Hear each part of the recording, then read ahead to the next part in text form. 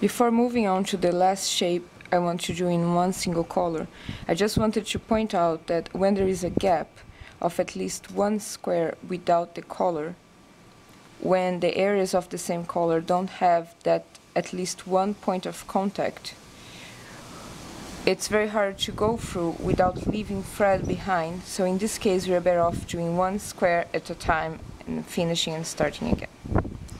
Moving on to this letter O, if I start where I'm pointing, I'll have 2 stitches to hide the thread when I start, and then I have to think where I would hide the thread when I finish, because the adjacent stitches are only 1 square.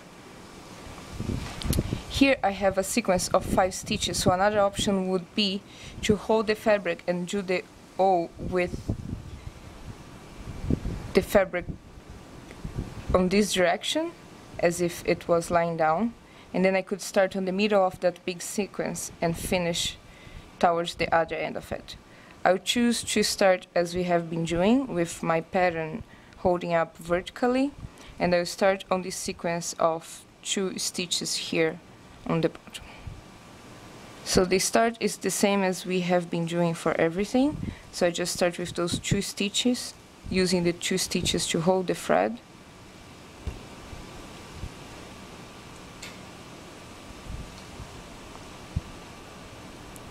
And then when I finish here, I already go up with the needle to do that 1 stitch.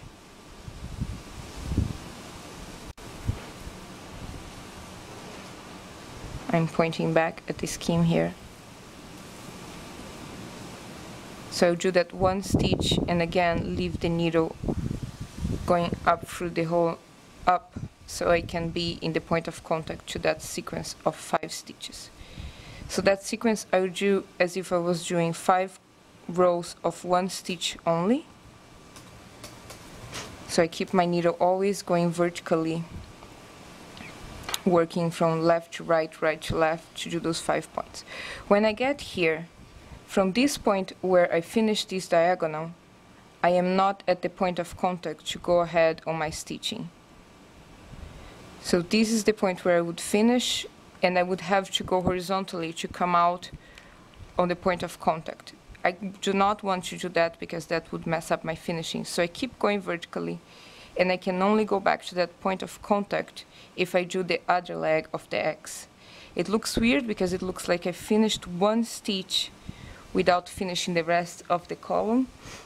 But believe me, when you can only reach the point of contact by finishing the X, you can do that, and on the way back, the needle is going to skip perfectly that stitch. Let's go on and you see what I'm talking about.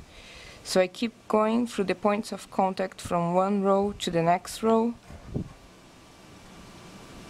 Pay attention here not to go down. You still have 1 row to do here, going diagonally towards the top, and then I do the 5 stitches.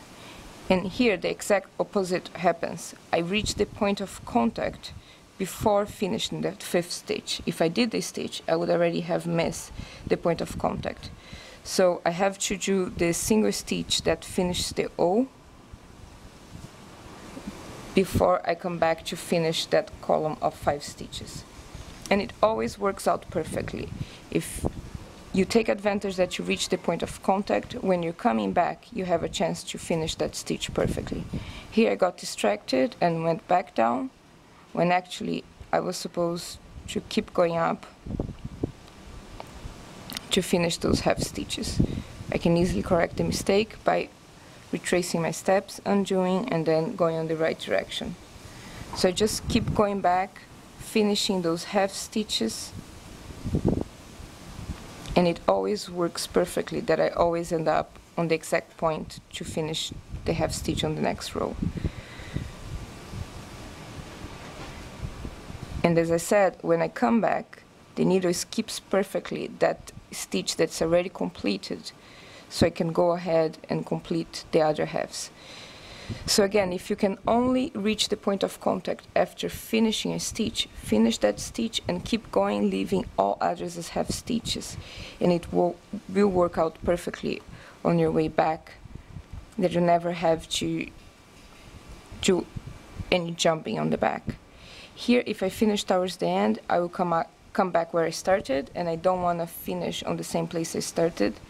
So here I only have one stitch, and that's not enough to secure.